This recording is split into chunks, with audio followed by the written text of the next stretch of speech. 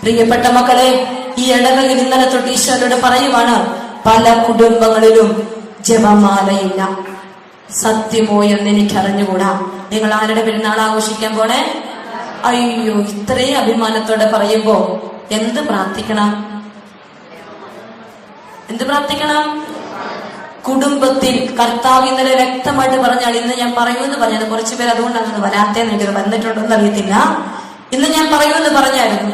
എന്ത് കർത്താവ് പറയുന്ന എനിക്ക് പറഞ്ഞിട്ട് പോട്ടെ, പറഞ്ഞിട്ട് പോകണം. നിങ്ങളുടെ കുടുംബങ്ങളിൽ ജപമാല പ്രാർത്ഥനയില്ല മക്കളെ. ജപമാല പ്രാർത്ഥന പല കുടുംബങ്ങളിലും നഷ്ടപ്പെട്ടിരിക്കുന്ന ഒരു ഇടവകയാണിതെന്ന് എനിക്ക് പൂർണ്ണ ബോധ്യമുണ്ട്. അതുകൊണ്ട് തിരിച്ചു പിടിക്കാൻ തയ്യാറാകാതെ ഈ പെരുന്നാൾ എത്ര ആഘോഷിച്ചിട്ടും കാര്യമില്ല കേട്ടോ. അമ്മ വന്നിങ്ങനെ പൊതിഞ്ഞു പിടിക്കണം നമ്മുടെ മക്കളെ. അമ്മ ജപമാല ചേർത്ത് പിടിച്ചില്ലെങ്കിൽ കഴുകൻ വന്ന് ആഞ്ചിക്കൊണ്ടു പോകും. അത് മറക്കരുത്. പ്രത്യേകിച്ച് അമ്മച്ചിമാര് അത് മറക്കാൻ പാടില്ല. സ്വർഗത്തിന്റെ അനുഗ്രഹം എന്നെയും നിങ്ങളെയും തേടി വരാൻ പരിശുദ്ധ അമ്മയിലൂടെ സ്വർഗം തന്നിട്ടുണ്ട് ഒരു അനുഗ്രഹം. മറക്കരുത്. ജപമാല കയ്യിലെടുത്ത് പ്രാർത്ഥിക്കണം. പ്രാർത്ഥന വിടും തോറും, വചനം വിടും തോറും ആര് കയറിക്കൊണ്ടിരിക്കും? ആര് കയറിക്കൊണ്ടിരിക്കും? സാത്താൻ കയറിക്കൊണ്ടിരിക്കും. പിന്നെ സമാധാനമുണ്ടോ? എപ്പോ കുരിശ് വരേണ്ടിരുന്നാലും പറഞ്ഞോളൂ ബാക്കി. എപ്പം പ്രാർത്ഥിക്കാനിരുന്നാലും എന്തേലും കുഴപ്പമുണ്ടാകും. എന്തെങ്കിലും കുഴപ്പമോ സിസ്റ്റർ, ഒരുമിച്ച് പ്രാർത്ഥിക്കാൻ പറ്റത്തില്ല. എപ്പം പ്രാർത്ഥിക്കാനിരുന്നാലും ഒരു പ്രശ്നം ഉണ്ടാവും. അല്ലെങ്കിൽ ഒന്നുകിൽ ചേച്ചി, അല്ലെങ്കിൽ കൊച്ച, അല്ലെങ്കിൽ ഇത് നടക്കില്ല. അങ്ങനത്തെ അവസ്ഥ വരുമ്പോ അവിടെ ആര് കളിക്കുന്നുണ്ട്? ആര് കളിക്കുന്നുണ്ട്? അപ്പൊ ചിന്തിച്ചോണം, എന്റെ കുടുംബത്തിൽ ആരുണ്ട്? ആരുണ്ട്? സാത്താനുണ്ട്. അപ്പോ അതിനെ ഇറക്കി വിടണോ? വേണോ? സാത്താനെ ഇറക്കി വിടണമെങ്കിൽ എന്ത് ചെയ്യണം? എന്തായുധം എടുക്കണം? സ്വന്തം ശക്തി കൊണ്ട് പറ്റുമോ? ഇല്ല. വചനവും ജപമാലയും എന്ന ആയുധം കയ്യിലെടുക്കണം. എടുക്കാൻ തയ്യാറാകാതെ ഈ പെരുന്നാൾ ആഘോഷിക്കാൻ നിങ്ങൾ മുന്നോട്ട് പോകരുത്. പ്രിയപ്പെട്ട മക്കളെ, റാസയൊക്കെ ഗംഭീരമായിട്ട് നടത്തുമായിരിക്കും. പക്ഷേ കർത്താവിന്റെ വചനം ചങ്കോട് ചേർക്കാനും ജപമാല കയ്യിലെടുത്ത് പ്രാർത്ഥിക്കാനും പറ്റാത്ത ജീവിതങ്ങൾ മുന്നോട്ട് എത്ര ആഘോഷം നടത്തിയാലും അതൊക്കെ പുറമോടിയായി പോകും. നുണയൊന്നും പറയുമല്ല, കുറ്റപ്പെടുത്താനുമല്ല. ഈശോ എന്നെ കാണിച്ചത് ഒരു വലിയ കുമ്പിള, പക്ഷെ അതിന്റെ അകത്തൊന്നുമില്ലെന്നാ പറഞ്ഞത്. വിഷമായോ നിങ്ങൾക്ക്? വിഷമായോ? നിങ്ങളെ കുറിച്ച് പ്രാർത്ഥിച്ചപ്പോ പറഞ്ഞാൽ ഈ സിസ്റ്റർ വലിയ വിശുദ്ധിയൊന്നുമല്ല, പക്ഷെ കർത്താവ് പറഞ്ഞു ഉള്ളിന്റെ ഉള്ളിൽ അധികം കനവൊന്നുമില്ല. അങ്ങനെ ഇരുന്നാൽ ശരിയാവോ? പള്ളി പണി നടന്നുകൊണ്ടിരിക്കുമല്ലേ? അഭിഷേകം ഒഴുകണ്ടേ പള്ളിയിൽ നിന്നത്? വേണം. നമ്മുടെ ജീവിതത്തിൽ പ്രാർത്ഥനയുടെ സംഭാരം നിറയ്ക്കണം. പ്രാർത്ഥനയുടെ കനവുള്ള അമ്മച്ചിമാരാകണം. അപ്പച്ചമാരോട് ഒത്തിരി ഒന്നും ഞാൻ പറയില്ല, പക്ഷെ അമ്മച്ചിമാര്, പ്രാർത്ഥനയുടെ കനമുള്ള അമ്മച്ചിമാര്, വചനം ഹൃദയത്തിൽ നിറഞ്ഞ അമ്മച്ചിമാര് ഇടവകയിലുണ്ടെങ്കിൽ ഈ ഇടവക അഭിഷേകത്തെ നിറവുള്ളതായി മാറും. പുനരുദ്ധരിക്കപ്പെടുന്ന പുതിയ അഭിഷേകം എന്നെയും നിങ്ങളെയും തേടി വരും. കരങ്ങൾ ഉയർത്തി സ്തുതിച്ച് പ്രാർത്ഥിച്ചേ, ശക്തമായിട്ട് സ്തുതിച്ചേ. Hallelujah, hallelujah, hallelujah. ഓരോ സ്വരമുയർത്തി സ്തുതിക്കട്ടെ. എല്ലാ ജീവനങ്ങളും സ്തുതിക്കട്ടെ. ഹല്ലേലൂയ, ഹല്ലേലൂയ. കർത്താവേ, സ്തുതിക്കുന്നു. ഈശോയെ, നന്ദി, നന്ദി, നന്ദി.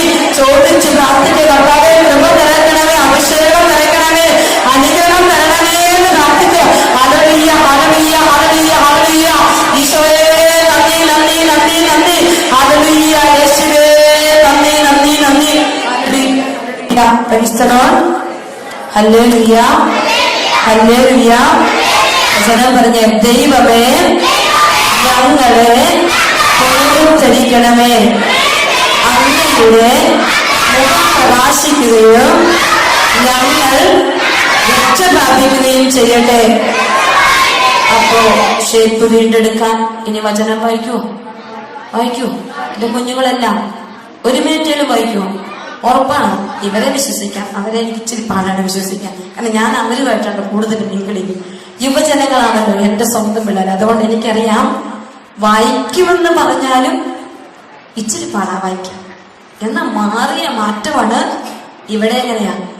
നേരെ തിരിച്ച് അവര് മാറും. അതെനിക്ക് നന്നായിട്ടറിയാം. അപ്പൊ പ്രിയപ്പെട്ടവരെ, വചനമാണ് ജീവിതത്തിന് ഒന്നാമത് എന്ത് തരുന്നത്? ഷേപ്പ് തരുന്നത്. അപ്പോൾ വചനം വായിച്ച് കുമ്പസാര കൂട്ടിച്ചെന്ന് കൃപ നിറഞ്ഞ ആശീർവാദം മേടിച്ച് പുറത്തോട്ട് വന്നപ്പോ നീ നല്ല ഷേപ്പുള്ള തോൽക്കുടം. ഇനി കർത്താവിന്റെ അനുഗ്രഹം പോരാൻ തയ്യാറാണ്. അപ്പോൾ ഷേപ്പ് കിട്ടിയ തോൽക്കുടത്തിനെ കർഷകൻ എന്ത് ചെയ്തു? രണ്ടാമതായി എന്ത് ചെയ്തു? സൂര്യപ്രകാശത്തിന്റെ കീഴിലേക്ക് കൊണ്ടുപോയി വെച്ചു. സങ്കീർത്തനം 34:5 വചനം പറ. അവിടുത്തെ നോക്കിയവർ ആക്കി പറ. പ്രകാശിതരായി അവിടുത്തെ നോക്കിയവർ. നീതി സൂര്യനായ യേശുവിനെ നോക്കിയവർ പ്രകാശിതരായി മാറും. അങ്ങയുടെ മുഖം പ്രകാശിക്കുകയും ഞങ്ങൾ രക്ഷ പ്രാപിക്കുകയും ചെയ്യട്ടെ. വചനം വായിച്ച് മാനസാന്തരപ്പെട്ട് കുമ്പസാരക്കൂട്ടം എഴുന്നേൽക്കുന്ന നീ എങ്ങോട്ടേക്ക് വരണം? എങ്ങോട്ടേക്ക് വരണം? ബലിപീഠത്തിങ്കലേക്ക് ഓടി വരണം. എങ്ങോട്ട് വരണം? ബലിപീഠത്തിങ്കലേക്ക്. ബലിപീഠത്തോട് നീ ചേർന്നിരുന്നാൽ ജീവിതം തകരുവോ മക്കളെ? തകരും. ഒന്നുമില്ലാത്തവനെ സമ്പന്നനാക്കുന്ന ഇടം എവിടെയാ? എവിടെയാ? വിശുദ്ധ കുർബാനയാണ്. ഒന്നുമില്ലാത്ത ജീവിതങ്ങളെ സമ്പന്നമാക്കുന്നത് ബലിപീഠമാണ്, വിശുദ്ധ കുർബാനയാണ്. സർവ സമ്പത്തും എവിടെയുണ്ട്? ബലിപീഠത്തിലുണ്ട്. സ്വർഗത്തിന്റെ മുഴുവൻ കൃപകളും ഇറങ്ങി വരുന്ന ഏക സ്ഥലമാണ് വിശുദ്ധ കുർബാനയുടെ ഇടം, ബലിപീഠം. മറക്കരുത് മക്കളെ. വിശുദ്ധ കുർബാനയുടെ ഇടമുണ്ടല്ലോ, ആ ബലിപീഠത്തിൽ സർവ സമ്പത്തും ഇറങ്ങി വരും. എനിക്കുണ്ട് ഒത്തിരി ജീവിതങ്ങൾ ബലിപീഠം സമ്പന്നമാക്കിയ ഒത്തിരി ജീവിതങ്ങൾ, ഒരുപാട് ജീവിതങ്ങൾ. ഞാൻ ചില ടോക്കിലൊക്കെ പറഞ്ഞിട്ടുണ്ട് ജിൻസനെ കുറിച്ച്. നിങ്ങൾ കേട്ടിട്ടുണ്ടോ എന്നറിയത്തില്ല. കടമ്പനിട്ട് എങ്ങാണ് വന്നപ്പോ ഞാൻ പറഞ്ഞു, ജിൻസൺ ഒരു ചെറുപ്പക്കാരൻ കർത്താവിന്റെ ബലിപീഠത്തിൽ 10ാം ക്ലാസ്സിൽ 250 മാർക്ക് മാത്രം മേടിച്ച് ബലിപീഠം മാത്രം ആശ്രയിച്ച് ഒരു ദിവസം പോലും കുർബാന മുടക്കാതെ ജീവിച്ച അവന്റെ ജീവിതം 12 വർഷങ്ങൾക്ക് ശേഷം ഇന്ത്യയിൽ ഏറ്റവും ഉയർന്ന കമ്പനിയിൽ 2 ലക്ഷം രൂപ സാലറിയോടുകൂടി ജീവിക്കുന്ന ജിൻസൺ എന്ന് പറയുന്ന കോതമംഗലത്തെ ഒരു ചെറുപ്പക്കാരന്റെ ജീവിതം കഥ കേട്ട് കഴിഞ്ഞപ്പോ കണ്ണുനീരൊഴുക്കി ബലിപീഠത്തെ സമീപിക്കാനേ എനിക്ക് സാധിച്ചിട്ടുള്ളൂ മക്കളെ. 10ാം ക്ലാസ്സിന്റെ 250 മാർക്കിന്റെ വിദ്യാഭ്യാസം മാത്രം കൈമുതലുള്ള ഒരു ചെറുപ്പക്കാരന് ഇന്ത്യയിൽ കിട്ടുന്ന സാലറിയാണ് ഞാൻ പറഞ്ഞത്. എത്ര? 2 ലക്ഷം. വലിയ ഗാംഭീര്യം കൊണ്ട് കിട്ടിയതാണോ? ആരെങ്കിലും കൊണ്ടുപോയി ഉയർത്തി വെച്ചതാണോ? അവൻ പറയുകയാ, സിസ്റ്ററെ, 7ാം ക്ലാസ് മുതൽ ഇന്നെനിക്ക് 32 വയസ്സ്. അറിഞ്ഞുകൊണ്ട് ഒരു ദിവസം പോലും ഞാൻ വിശുദ്ധ കുർബാന മുടക്കിയിട്ടില്ല. പറയാൻ പറ്റുമോ നിങ്ങൾക്ക്? പറ്റുമോ?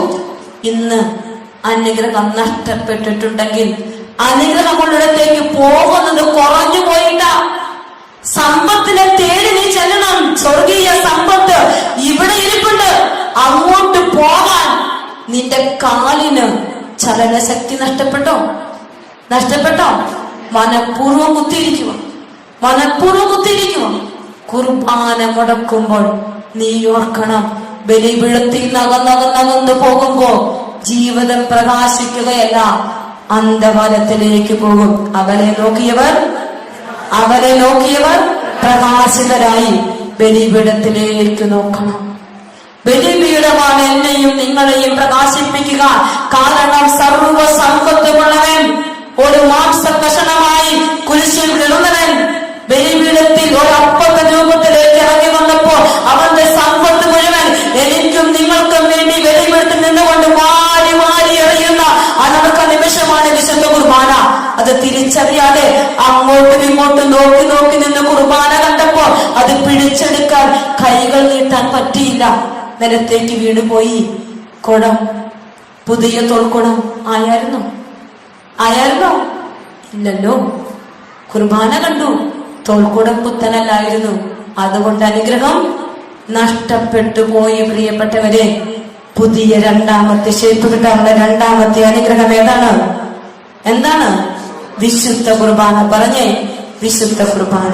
ഇനി വിശുദ്ധ കുർബാനയിൽ കർത്താവിന്റെ എന്താണ് അനുസ്മരിക്കുന്നത്?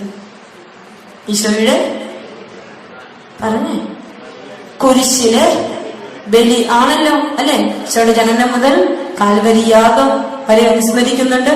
മലങ്കര കുർബാനയിലാണെങ്കിൽ പഴയ നിയമത്തിന്റെ അബ്രാഹത്തിന്റെ വിളി തൊട്ടാണ് നിങ്ങളുടെ കുർബാനയിൽ അങ്ങനെയാണ്. ഞങ്ങളുടെ സിൽവമലോ കുർബാനയിൽ അങ്ങനെയല്ല. ഈശോയുടെ ജനനം തൊട്ട് ഈശോയുടെ മരണം വരെയുള്ളൂ. പക്ഷെ മലങ്കരക്കാർക്ക് അങ്ങനെയല്ല, കുറച്ചുകൂടി സമ്പത്തുണ്ട്. അവര് വിശ്വാസികളുടെ പിതാവായ അബ്രാഹത്തിന്റെ യാത്ര തൊട്ട് മോശയുടെ മെലിക്കിസെദെക്കിന്റെ ക്രമപ്രകാരം കുർബാന ഓർമ്മിച്ചാണ് അവര് വിശുദ്ധ കുർബാന ആരംഭിക്കുന്നത്. വൈദിക രഹസ്യത്തിൽ അകത്തിരുന്ന് പ്രാർത്ഥിക്കുന്ന ഒരുക്ക പ്രാർത്ഥനയൊക്കെ ഇല്ലേ? അതൊക്കെ മെലിക്കിസെദെക്കിന്റെ ക്രമപ്രകാരം ഒക്കെയുള്ള ഓർമ്മകളാണ്. അപ്പൊ അത്രയും വലിയ സമ്പത്ത്, അന്ന് പോലുള്ള സമ്പത്ത് മുഴുവൻ എവിടേക്ക് വർഷിക്കപ്പെടും? ഈ വിശുദ്ധ ബലിപീഠത്തിൽ, മലങ്കര സഭയുടെ ബലിപീഠങ്ങളിൽ ആദിമ കാലഘട്ടം കൊണ്ടിട്ടുള്ള സമ്പത്ത് വർഷിക്കപ്പെടുക. അപ്പോൾ ഏറ്റവും സമ്പന്നരായിരിക്കുന്നത് ആരാ?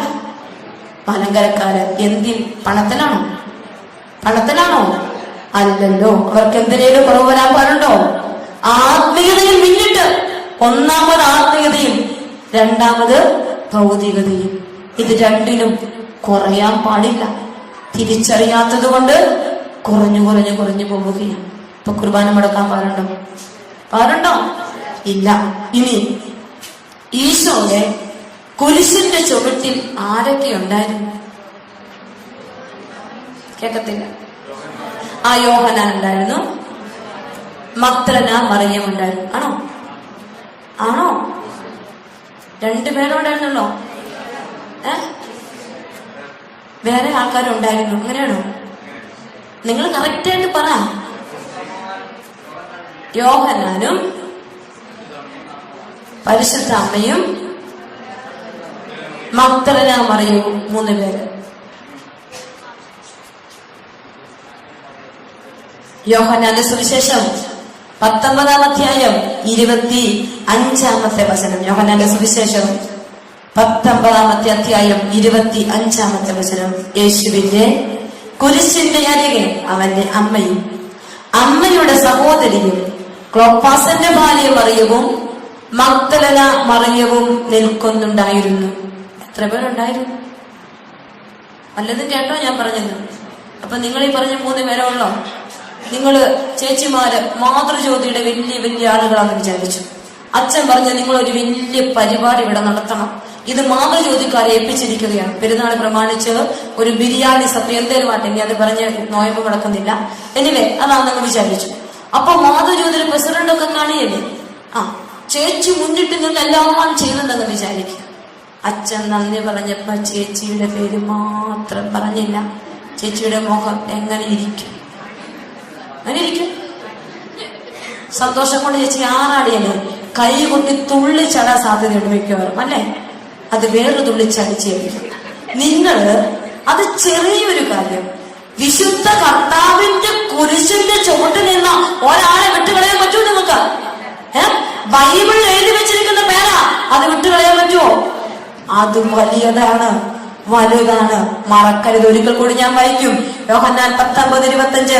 യേശുവിന്റെ കുരിശിന്റെ അരികെ അവന്റെ അമ്മയും അമ്മയുടെ സഹോദരിയും ക്ലോപ്പാസിന്റെ ഭാര്യ മറിയവും മഗ്ദലന മറിയവും നിൽപ്പുണ്ടായിരുന്നു. പിന്നെ ആരോടെയുണ്ട്?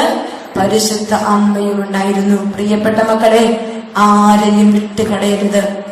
ബൈബിളിൽ എഴുതി വെച്ചിരിക്കുന്ന ആരെയും വിട്ടുകളെ. അപ്പൊ നമ്മൾ പണ്ട് തൊട്ട് കേട്ടിട്ടുണ്ട്, കുരിശിന്റെ ചുവട്ടിൽ അമ്മയും മഗ്ദലനയും യോഹന്നാനും. അതങ്ങനെ കേട്ടിങ്ങ് പോന്നു.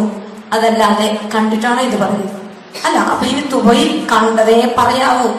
കേട്ടത് പറഞ്ഞുകൊണ്ടിരിക്കരുത്, കണ്ടത് വേണം പറയാൻ. പ്രിയപ്പെട്ടവരെ, ഇവിടെ ഇങ്ങനെയാണ് സംഭവമെങ്കിൽ ഞാൻ നിങ്ങളോട് പറയുകയാണ്. എന്റെ ഒരു ചിന്താഗതി, എനിക്ക് ഈശോ നാളുകൾക്ക് മുമ്പേ തന്നൊരു ചിന്താഗതിയാണ്, അല്ലെങ്കിൽ ഒരു ഇത്. ഈശോയുടെ കുരിശിന്റെ ചുവട്ടിൽ 4 തരം ആളുകൾ ഉണ്ടായിരുന്നു. ഉണ്ടായിരുന്നു. അന്ന് ആരൊക്കെയാ പറഞ്ഞു കേൾക്കട്ടെ? ഉണ്ടായിരുന്നത് നിങ്ങൾ പറഞ്ഞു. അപ്പൊ ആരൊക്കെയാ? ഈശോയുടെ കുരിശിന്റെ ചുവട്ടിൽ ഒന്നാമത്തെ ആളായി ആരുണ്ടായിരുന്നു? പടയാളികൾ ഉണ്ടായിരുന്നു. ശരിയാണോ? കുരിശിന്റെ ചുവട്ടിൽ പടയാളികളുണ്ടായിരുന്നു. അവരവിടെ എന്ത് ചെയ്യുകയായിരുന്നു? സ്തുതിച്ചു പാടുമായിരുന്നു. പിന്നെ നിന്ദിച്ചുകൊണ്ടിരിക്കുമായിരുന്നു. കർത്താവിനെ നിന്ദിച്ചുകൊണ്ടിരിക്കുവാൻ. കാൽവരിയിൽ പുത്രന്റെ യാഗം നടക്കുമ്പോ പടയാളികൾ യേശുവിന്റെ കുരിശിന്റെ ചുവട്ടിലുണ്ട്. പക്ഷെ അവനെ നിന്ദിച്ചുകൊണ്ടിരിക്കുകയാണ്. കുർബാനയ്ക്ക് ഓടി വരും. വന്നിട്ടോ വന്നു കഴിഞ്ഞ് ഒരു മൊബൈൽ അനങ്ങനെ എടുത്ത് നോക്കും, അങ്ങോട്ടും ഇങ്ങോട്ടും നോക്കും, തോണ്ടും ചിരിക്കും. അൾത്താരബാലന്മാരുടെ കാര്യവും കൂടിയാ ചേർത്ത് വെച്ചോളുക. ബലിപീഠത്തിൽ ശുശ്രൂഷ ചെയ്യുന്ന അൾത്താരബാലന്മാരെ കൂടി കൂട്ടിച്ചേർത്ത് ഞാൻ പറയുക. തോണ്ടും ചിരിക്കും മാന്തും എല്ലാവർക്കും എന്തെല്ലാം ചോദിച്ചോണ്ടിരിക്കുമ്പോ ആരെ പോലെയാ? പടയാളികളെ പോലെ. എന്റെ അടുത്ത ചോദ്യം, കുരിശിൽ കിടന്നുകൊണ്ട് യേശു ക്രിസ്തു പടയാളികളോട് എന്തെങ്കിലും സംസാരിച്ചോ? ഇല്ല. കുരിശിലെ കാൽവരി യാഗത്തിന്റെ അനുഗ്രഹം നിന്ദിച്ച പടയാളികൾ കിട്ടിയോ? കിട്ടിയില്ല. കുർബാനയ്ക്ക് വന്നിട്ട് തോണ്ടിയും മാന്തിയും അങ്ങോട്ടും ഇങ്ങോട്ടും നോക്കിയിരുന്നാൽ കുരിശിലെ ബലിയുടെ അനുഗ്രഹം കിട്ടില്ല. ജീവിതം പ്രകാശിപ്പിക്കപ്പെടില്ല. അതാണ് ഒന്നാമത്തെ കൂട്ടരെ. രണ്ടാമത്തെ കൂട്ടരെ നമ്മൾ കാണും. കുരിശിന്റെ ചുവട്ടിൽ കാഴ്ച കാണാൻ വലിയൊരു ജനക്കൂട്ടം അവിടെ വന്നിട്ടുണ്ടായിരുന്നു. ആരുണ്ടായിരുന്നു? കാഴ്ച കാണാൻ വലിയൊരു ജനക്കൂട്ടം അവന്റെ കുരിശിന്റെ ചുവട്ടിൽ വന്നിട്ടുണ്ടായിരുന്നു. ഈ കാഴ്ച കാണാൻ വന്ന ജനക്കൂട്ടം മാറത്തടിച്ചുകൊണ്ട് തിരിച്ചുപോയി എന്ന് എഴുതിയിട്ടുണ്ട്. കാൽവരി യാഗം നടന്നപ്പോൾ കാഴ്ച പറയാം. ലൂക്കായുടെ സുവിശേഷം 23-ാം അധ്യായം 48-ാമത്തെ വചനം. കാഴ്ച കാണാൻ കൂടിയിരുന്ന വലിയൊരു ജനക്കൂട്ടം ഇതെല്ലാം കണ്ട് മാറത്തടിച്ചുകൊണ്ട് തിരിച്ചുപോയി. പ്രിയപ്പെട്ട ദൈവജനമേ, കർത്താവിന്റെ ബലിയുടെ അർത്ഥം അറിയാതെ അച്ഛൻ എന്തെങ്കിലും പുതിയ അറിയിപ്പ് തരുന്നുണ്ടോ, പുതിയ കാര്യമുണ്ടോ, ഇത് കഴിയുമ്പോ ഭക്ഷണമുണ്ടോ എന്ന് ആലോചിച്ച് നീ ഇങ്ങോട്ട് വന്ന് ഇവിടെ പല കാര്യങ്ങൾ ചർച്ച ചെയ്യാനാണ് നീ വിശുദ്ധ കുർബാനയ്ക്ക് വരുന്നത് എങ്കിൽ ഈ കുർബാനയിൽ ഈശോ നിന്നോട് സംസാരിക്കില്ല. മാറത്തടിച്ച് സമയം വ്യർത്ഥമാക്കിയല്ലോ എന്നോർത്ത് തിരിച്ചു പോകേണ്ടി വരും നിന്റെ ജീവിതം. ഒരനുഗ്രഹവും നിനക്ക് കിട്ടില്ല. ചിന്തിച്ചോളൂ, കുർബാനയ്ക്ക് വരുമ്പോ നിന്റെ മനോഭാവം എന്താണ്? ഇവിടെ എന്തെങ്കിലും പുതിയ കാര്യം പറയുന്നുണ്ടോ? ഇന്ന് ഏതൊരു പുതിയ അച്ഛനെ വരാൻ പോണത്? എങ്ങനുണ്ട് പാട്ട്? അവന്റെ പാട്ടുകാരുടെ പാട്ടെങ്ങനെയുണ്ട്? അത് നോക്കിയാ വന്നതെങ്കിൽ ഈശോ സംസാരിക്കില്ല. സംസാരിക്കാൻ ഈശോയ്ക്ക് പറ്റില്ല. ഇത് ഈശോയുടെ കുരിശിലെ ചൂട്ടിൽ മറ്റൊരു വ്യക്തിയെ കണ്ടുമുട്ടും. ലൂക്കായുടെ സുവിശേഷം 23-ാമത്തെ അധ്യായത്തിൽ 54-ാമത്തെ വചനം ശ്രദ്ധിച്ചോണം നിങ്ങൾ. 22-ാം അധ്യായം 54-ാം വചനം. അവർ അവനെ പിടിച്ച് പ്രധാനാചാര്യ വീട്ടിലേക്ക് പോയി. പത്രോസ് അകലെയായി അവനെ അനുഗമിച്ചിരുന്നു.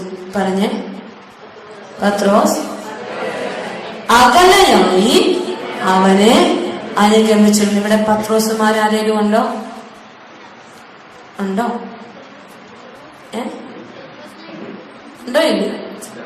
പിന്നെ ഇതിന്റെ വ്യാഖ്യാനം ഞാൻ പറയുമ്പോഴും നിങ്ങൾ പറയണം ഇല്ല എന്ന്. പത്രോസ് അകലെയായി അവനെ അനുഗമിച്ചിരുന്നു. സൺഡേ കുർബാനയുടെ സമയം എപ്പോഴാണ് പ്രിയപ്പെട്ടവരെ? പറഞ്ഞോളൂ. 9 മണി, 9:30 രാവിലെ ഒരു പ്രഭാത പ്രാർത്ഥനയില്ലേ? അത് കൂട്ടിയിട്ടാണോ വിളിച്ചിട്ടാണോ? 9:30 പ്രഭാത പ്രാർത്ഥന. 9:30 നമ്മുടെ കുർബാനയുടെ പ്രാർത്ഥനയും കുർബാനയും ആരംഭിക്കുന്നത്. ശരിയാണല്ലോ? ഈ ഇടവകയിൽ ഇവിടെ ഇരിക്കുന്ന സർവ്വ മക്കളും 9:30 എത്തുന്നു എന്ന് പൂർണ്ണ ബോധമുള്ളൊരു കൈമുക്കിക്കും. പത്രോസുമാരെ കണ്ടുപിടിക്കാനാ. ഇപ്പം പത്രോസ് ഏറ്റവും കൂടുതൽ ഇവിടെ ഉള്ളൂ. കൈതാത്ത പത്രോസ് എവിടെയാണ്? അകലെ. കാൽവരി യാഗം തുടങ്ങിയ പത്രോസ് എവിടെയുണ്ട്? ആ പറമ്പിൽ കിടക്കുക. പത്രോസിൽ എത്തിയിട്ടില്ല. അവൻ പറമ്പിലാണ്. അവൻ പറമ്പിൽ കിടക്കുന്നത് കൊണ്ടും പിന്നെ വന്നിട്ട് എന്ത് ചെയ്യും? വരുമ്പോ ഒരു സമയം വന്നിട്ടോ ആ ഏറ്റവും പുറകിൽ ഇപ്പോൾ തന്നെ കാണിച്ചാല പത്രോസുമാരി പുറകിലും സൈഡിലും ഒക്കെ കാണും. ഏറ്റവും പുറകിലും മുറ്റത്തും മോണ്ടലത്തും ഭിത്തിയിലും ചാരി നിന്ന് കുർബാന അർപ്പിക്കുന്ന ചില ആളുകളുണ്ട്. പ്രിയപ്പെട്ട ദൈവമക്കളെ, വിശുദ്ധ മുഴുവൻ പരിശോധിച്ചാലും കുരിശിൽ കിടന്നുകൊണ്ട് പത്രോസ് ശ്ലീഹായോട് ഈശോ ഒരു വാക്കുപോലും സംസാരിച്ചിട്ടില്ല. സംസാരിച്ചിട്ടുണ്ടോ? ഉണ്ടോ? വിശുദ്ധ കുർബാനയുടെ അനുഭവം നിനക്ക് വേണമെങ്കിൽ നീ എന്ത് ചെയ്യണം? കർത്താവിന്റെ കുരിശിന്റെ ചുവട്ടിലേക്ക് കാൽവരിയാഗത്തിന്റെ ആരംഭം മുതൽ അവസാനം വരെ പങ്കുപറ്റിയ പരിശുദ്ധ അമ്മയെ പോലെയും യോഹന്നാനെ പോലെയും നിൽക്കണം. മിറ്റത്ത് നിന്നാൽ അനുഗ്രഹം കിട്ടില്ല. എന്നിട്ട് നീ പറയും കുർബാന ഒത്തിരി അർപ്പിച്ചു. വരും വഴിക്ക് ഒരു ചേച്ചി, വത്സ എന്ന് പറയുന്ന ചേച്ചി കോട്ടയത്ത് നിന്ന് വിളിച്ചിരിക്കും. സിസ്റ്റർ ഫോൺ വെക്കല്ലേ, ഫോൺ വെക്കല്ലേ. ഞാൻ പറഞ്ഞില്ല ചേച്ചി, സിസ്റ്ററെ എന്റെ കാലിന് 11 വർഷമായി ചുടുവാതെ വരും. സിസ്റ്ററിനോട് ഞാൻ പറഞ്ഞില്ലേ പ്രാർത്ഥിക്കാൻ, എനിക്ക് പള്ളിയിലൊന്നും പോകാൻ പറ്റത്തില്ല, ഇങ്ങനെ ചുടുവാതെ കൂടി പൊട്ടും. അപ്പൊ സിസ്റ്ററിനോട് പറഞ്ഞില്ലേ കുർബാനയ്ക്ക് പോകണമെന്ന്. അപ്പൊ ഞാൻ കുർബാനയ്ക്ക് പോകുമെന്നാണ് സിസ്റ്ററിനോട് പറഞ്ഞു. 5-6 ദിവസം ചേച്ചി പോകുന്ന പകുതി സമയത്ത് ചേച്ചി ആദ്യം എന്നെ വിളിച്ചത്. അപ്പൊ ഞാൻ പറഞ്ഞു ചേച്ചി ഇനി തൊട്ട് ആദ്യം തൊട്ട് പോകാൻ തുടങ്ങും ചേച്ചി. ആരംഭം തൊട്ട് എത്ര ശ്രമിച്ചാലും എത്തിയല്ലേ ചേച്ചിമാരെ, അത് തുടങ്ങി ഒരു ഇച്ചിരി ആകാതെ എത്താൻ പറ്റത്തില്ല. ആരംഭം തൊട്ട് പോകാൻ പറഞ്ഞു ചേച്ചിയോട്. എന്നിട്ട് ഞാൻ പറഞ്ഞു ചേച്ചി ഒരു 81 ദിവസം ചേച്ചി മുടക്കരുത്, ആരംഭം തൊട്ട് പോകും, ഈശോ അനുഗ്രഹിക്കും. വേറെ ഇവരൊന്നും എനിക്കറിയാം, നമ്പരും കൊണ്ട് സേവ് ചെയ്തില്ല. ഇന്ന് വന്ന വഴിക്ക് ചേച്ചിയോട് പറയാം, സിസ്റ്ററെ 11 വർഷമായ ചുടുവാദം, കാലിന്റെ അകം പൊട്ടി ഒലിക്കുന്ന ചേച്ചിയുടെ അവസ്ഥ, ഈശോ പൂർണ്ണ സൗഖ്യം കൊടുത്ത് ചേച്ചി എന്നും പള്ളിയിൽ പോകുക. ഇന്ന് വന്ന വഴിക്ക് എന്നെ വിളിച്ചതാണ്, എന്നും പള്ളിയിൽ പോയി ചേച്ചി പ്രാർത്ഥിക്കും. അതുകൊണ്ട് സിസ്റ്റർ എനിക്ക് ഒരു കാര്യം കൂടെ ഉണ്ട്. ഞാൻ പറഞ്ഞു ചേച്ചി ഇതിന് പ്രത്യേകിച്ച് മരുന്നൊന്നും എന്ത് ചെയ്യണം, കണ്ടിന്യൂസ് ആയിട്ട് എങ്ങോട്ട് പോകണം? ബലിപീഠത്തിലേക്ക് പോകണം. നട്ടലിന്റെ C4 C2 C3 സെർവിക്കൽ വെട്രിബയുടെ അത് എല്ലും ഇങ്ങനെ വിട്ടുമാറിയിരിക്കുന്ന ഒരു ഡിസ്കിന് തല തെറ്റിയിരിക്കുന്ന കുടുംബം പ്രാർത്ഥിക്കാൻ വന്നപ്പോ ഞാൻ അവരോട് പറഞ്ഞു, പ്രാർത്ഥിച്ചത് കൂട്ടിയോജിപ്പിക്കാൻ അത്ഭുത സിദ്ധിയൊന്നും ആത്മീയ സിസ്റ്റമില്ല. പക്ഷെ നിങ്ങൾക്ക് പറ്റുമെങ്കിൽ, വേദനയുണ്ടെന്ന് എനിക്ക് നന്നായിട്ടറിയാം, പറ്റുമെങ്കിൽ എല്ലാ ദിവസവും കുർബാനയ്ക്ക് പോയി ഒന്ന് ഇരിക്കാമോ? ഇത്രയും ഞാൻ ചോദിച്ചുള്ളൂ. 11 ദിവസമേ ഞാൻ അവരോട് പറഞ്ഞുള്ളൂ. പ്രിയപ്പെട്ട ദൈവമക്കളെ, 11 ദിവസത്തിന് മുമ്പ് 9-ാം ദിവസം തൊട്ട് ചേച്ചിയുടെ നട്ടെല്ലിന്റെ വേദന എവിടെ പോയെന്ന് ചേച്ചിക്കറിയില്ല. സാക്ഷ്യപ്പെടുത്തിയിരിക്കുന്ന ആരെങ്കിലും പ്രാർത്ഥിച്ചിട്ടാണോ? ആണോ? ഇവിടെ ഒഴുകുന്നുണ്ട് അനുഗ്രഹം, സൗഖ്യം, കൃപ ഒഴുകുന്നുണ്ട്, സമ്പത്ത് കിട്ടുന്ന സ്ഥലമായത്. അത് തിരിച്ചറിയാതെ പകുതി സമയത്തും പുറത്തും മോണ്ടത്തും ഭിത്തിയിലും ചാരി നിന്നും നോക്കിയും മാന്തയും നിന്ദിച്ചു നിന്ന ഒന്നും കിട്ടില്ല കേട്ടോ.